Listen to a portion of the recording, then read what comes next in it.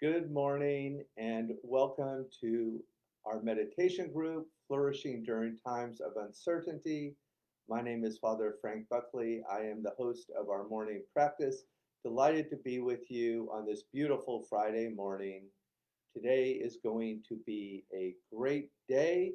Glad you are here. I apologize for being a little late this morning. Facebook has changed its format and I had a little difficulty finding go live. But here we are, three-part program. I have an amazing little inspiration to get us started this morning. Then we'll do our 20-minute silent meditation.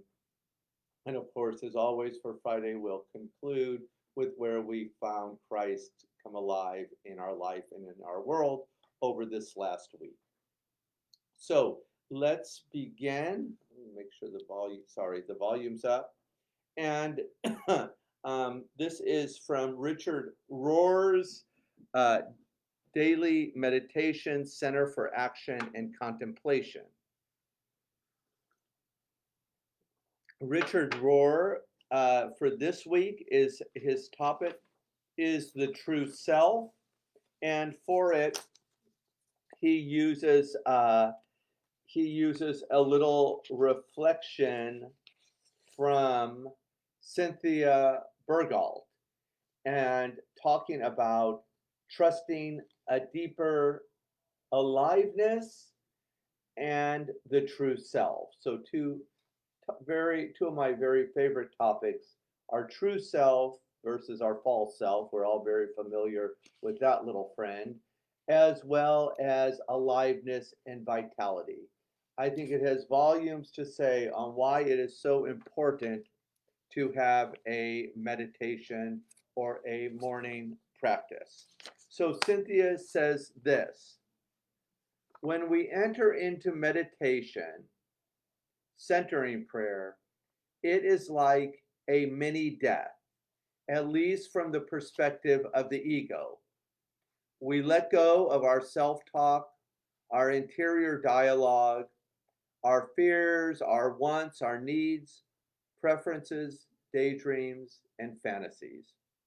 We simply entrust ourselves to a deeper aliveness, gently pulling the plug on the tendency of the mind to want to check in with itself all of the time. In this sense, meditation is a mini rehearsal for the hour of our own death, in which the exact same thing will happen. There comes a moment when the ego is no longer able to hold us together, and our identity is cast to the mercy of being itself. This is the existential experience of losing one's life. Just as in meditation and contemplative prayer, we participate in the death of Christ, we also participate in his resurrection. For 20 minutes every morning, our ego or separate self has have not been holding ourselves in life, and yet life remains. Something has held us and carried us.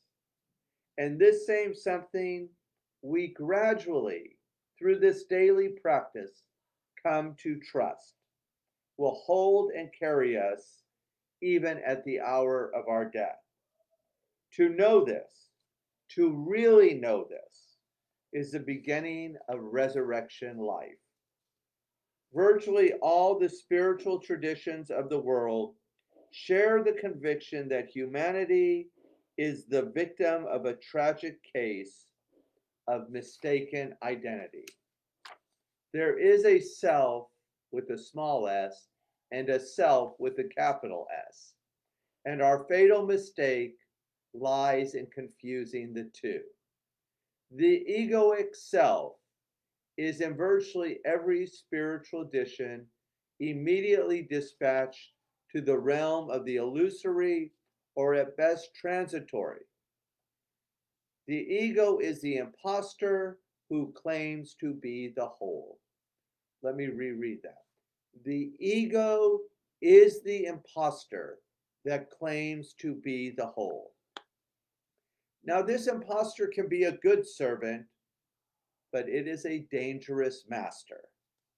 Awakening, which in Jesus' teaching really boils down to the capacity to perceive and act in accordance with the higher laws of the kingdom of heaven, is a matter of piercing through the charade of smaller self to establish a stable connection with the greater self, becoming intimate with our spiritual identity, the sense of selfhood carried in our spiritual awareness.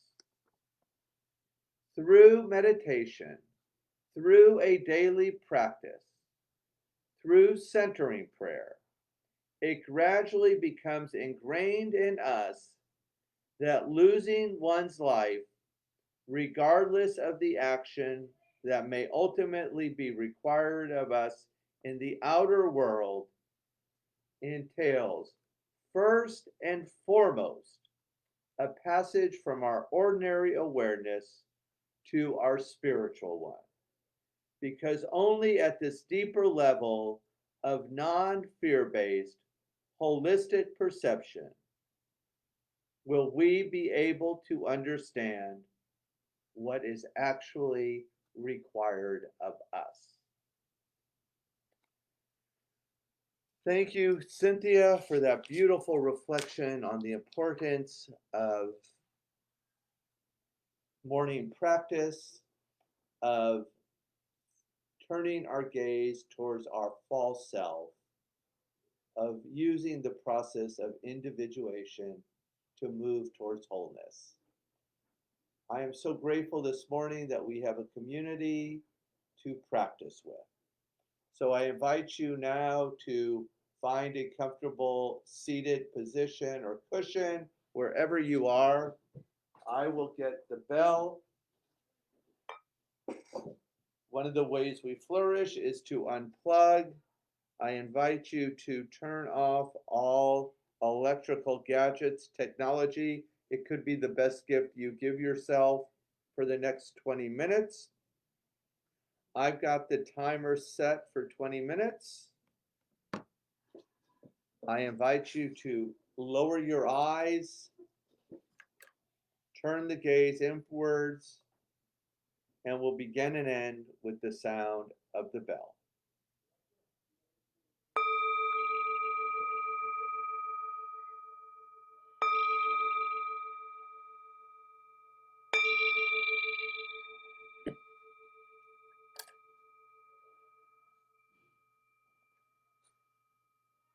Listen, listen.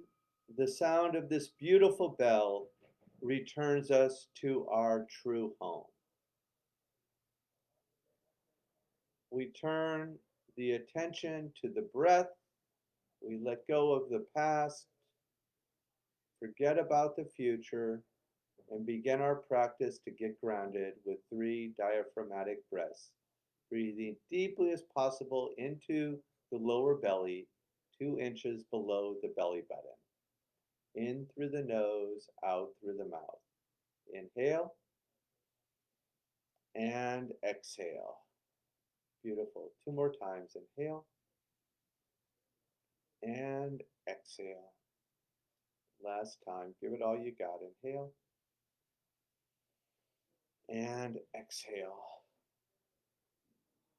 Turn the gaze inwards. Engage your sacred word. Repeat it 4 or 5 times and then drop down. Enjoy a little deep rest. Please continue.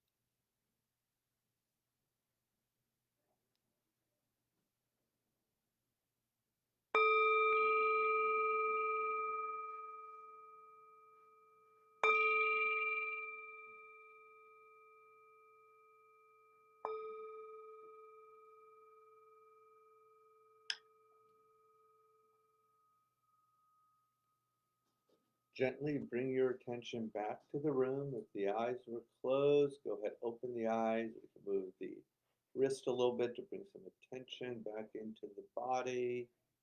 Excellent. Circle the wrist one way, then the other.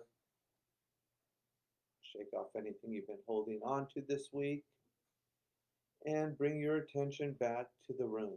Wonderful job, everyone. It's been a beautiful week with you this whole week. One of the mantras I've had this week is this beautiful idea that if we can hear the in breath, if we can hear the out breath, we will never be lost.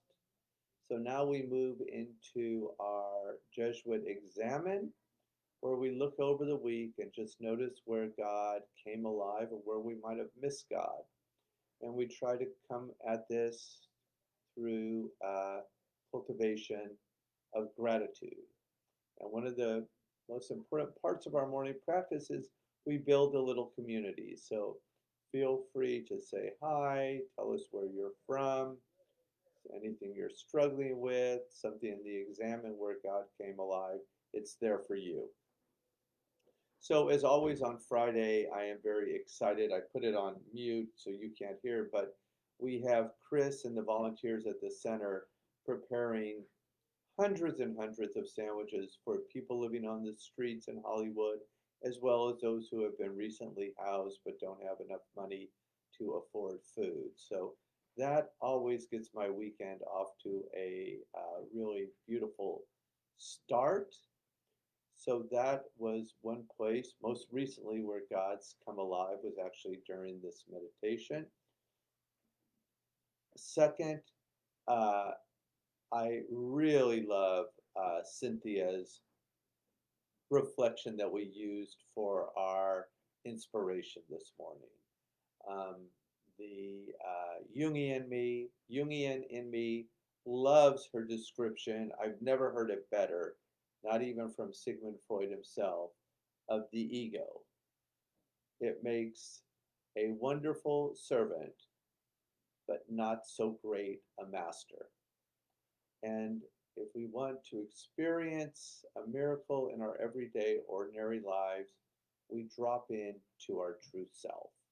And when we can focus in this moment on the breath, in centering prayer, I love the way she talks about there's a death to the self and the possibility of resurrection.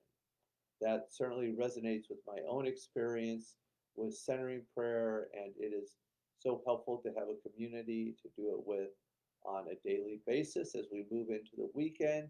I would invite you to really try to keep this practice going over the weekend. It's the best gift you could give to yourself. Just 20 minutes, engage your sacred word, ring the bell, and drop down to deep rest.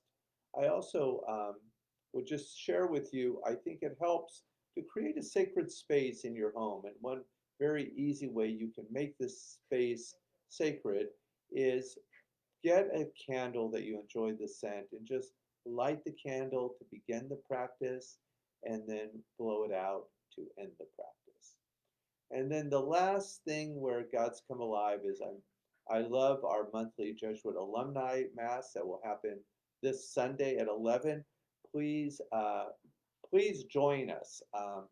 I will be using a little bit of our group. It's about my favorite gospel on building community. Where two or three are gathered, Jesus tells us, there I am in the midst of you. And every morning, Monday through Friday, it's as if we can almost scoop Jesus out of the air. Jesus shows up in such beautiful ways. So I'm really